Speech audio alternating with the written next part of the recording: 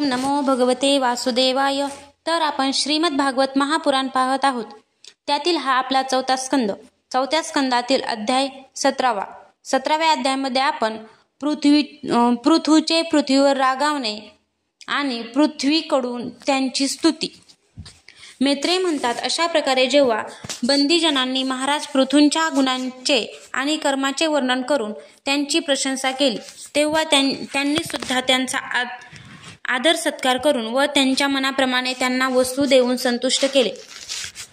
त्यांनी ब्राह्मणादी चारी वर्ण, सेवक, मंत्री, पुरोहित, नगरवासी, देशवासी, भिन्न व्यावसायिक तसेच आज्ञेचे पालन करणाऱ्या इतरांचा सुद्धा सत्कार केला. विदुराने विचारले, पृथ्वी तर अनेक रूपे धारण करू शकते, मग तिने गायीचेच रूप का धारण केले? आणि जेव्हा महाराज पृथूंनी तिचे दोहन केले तेव्हा वासरू कोण बनले आणि दोहनाचे पात्र कोणते होते? पृथ्वी स्वभावतच उंच सखल होती, तिला त्यांनी सपाट कसे केले आणि इंद्राने त्यांचा यज्ञाचा घोडा का पळवून नेला? ब्रह्मज्ञानामध्ये श्रेष्ठ भगवान संतकुमाराकडून ज्ञान आणि विज्ञान प्राप्त करून घेऊन त्या राजर्षींना कोणती गती प्राप्त झाली? सर्वेश्वर भगवान श्रीकृष्णांनीच पृथुरूपाने अवतार घेतला होता. म्हणून पुण्यकीर्ती श्रीहरींचे त्या पृथु अवतारांशी संबंधित जे काही आणखी पवित्र चरित्र असेल ते सर्व आपण मला सांगावे. मी आपला आणि श्रीकृष्णांचा प्रेमी भक्त आहे. सूत म्हणतात, जेव्हा विदुराने भगवान वासुदेवांची कथा सांगण्यासाठी अशी प्रेरणा केली तेव्हा मैत्रेय प्रसन्न चित्ताने त्यांची प्रशंसा करीत सांगू लागले. मैत्रेय म्हणतात, विदुरा, ब्राह्मणांनी महाराज पृथूंना राज्याभिषेक करून त्यांना प्रजेचे रक्षक म्हणून जाहीर केले. त्या दिवसात पृथ्वी अन्नहीन झाली होती, म्हणून भुकेमुळे प्रजेची शरीरे अगदी सुकून किडकिडीत झाली होती.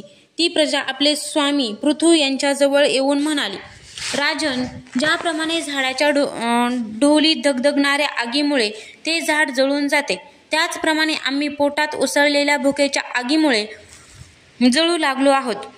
आपण शरणागतांचे रक्षण करणारे आहात आणि आपल्यालाच आमचे अन्नदाते प्रभू म्हणून नेमले आहे, म्हणून आम्ही आज आपल्याला शरण आलो आहोत. आपण सर्वांचे रक्षण करणारे आहात, आपणच आमची उपजीविका चालविणारे स्वामी आहात, म्हणून राजराजेश्वरा, आम्हा क्षुधा पीडितांना अन्न देण्याची आपण ताबडतोब व्यवस्था करावी, नाहीतर अन्न मिळवण्यापूर्वीच आमचा अंत होईल.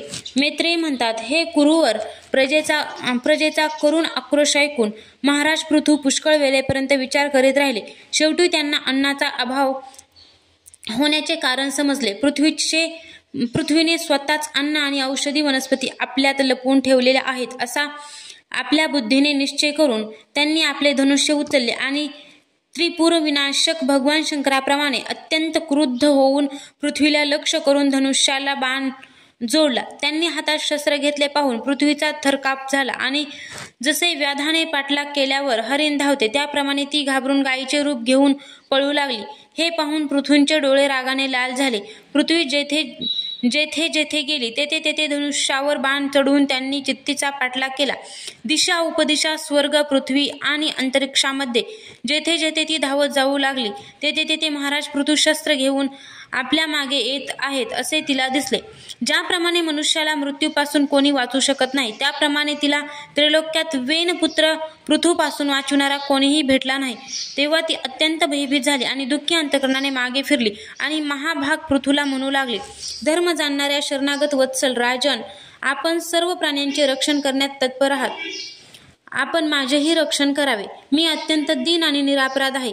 आपण मला का मारू इच्छिता? शिवाय आपण धर्म जाणणारे आहात, मग माझ्यासारख्या स्त्रीचा वध आपण कसा करू शकाल? स्त्रियांनी काही अपराध केला तरी साधारण जीव सुद्धा त्यांच्यावर हात उचलीत नाही. असे असता आपल्यासारखा करुणामय आणि दीनवत्सल असे कसे करील? मी एखाद्या बळकट नावेसारखी आहे. सर्व जग माझ्या आधारावरच स्थिर आहे. माझा विनाश करून आपण स्वतःला आणि आपल्या प्रजेला पाण्यावर कसे ठेवू शकाल? पृथू म्हणाले, पृथ्वी, तू माझ्या आज्ञेचे उल्लंघन करणारी आहेस. तू यज्ञामध्ये हविर्भाग तर घेतेस, परंतु त्याच्या बदल्यात आम्हाला अन्न देत नाहीस, म्हणून आज मी तुला मारणार.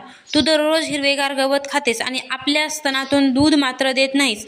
असा दुष्टपणा करीत असल्यामुळे तुला दंड देणे अनुचित मानता येणार नाही. तू मूर्खपणाने पूर्वी ब्रह्मदेवाने उत्पन्न केलेल्या अन्न इत्यादींच्या बीजांना आपल्यामध्ये दडवून ठेवले आहेस आणि आताही माझी पर्वा न करता ते आपल्या पोटातून बाहेर काढीत नाहीस. आता मी माझ्या बाणांनी तुला छिन्न विच्छिन्न करून तुझ्या चरबीने भुकेने व्याकुळ झालेल्या दुःखी प्रजनांना करून आक्रोश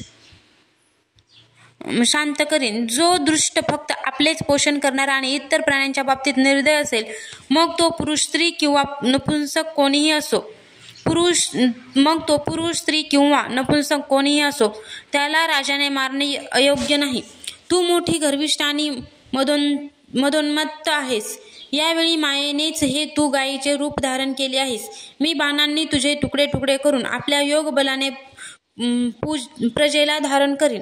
यावेळी महाराज पृथूंनी काळाप्रमाणे क्रुद्ध रूप धारण केले होते. त्यांचे हे शब्द ऐकून पृथ्वीचा थरकाप झाला आणि अत्यंत नम्रतेने हात जोडून ती म्हणाली. पृथ्वी म्हणाली, आपण साक्षात परमपुरुष आहात आणि आपल्या मायेने अनेक प्रकारची शरीरे धारण करून गुणमय असल्याचे भासविता. वास्तविक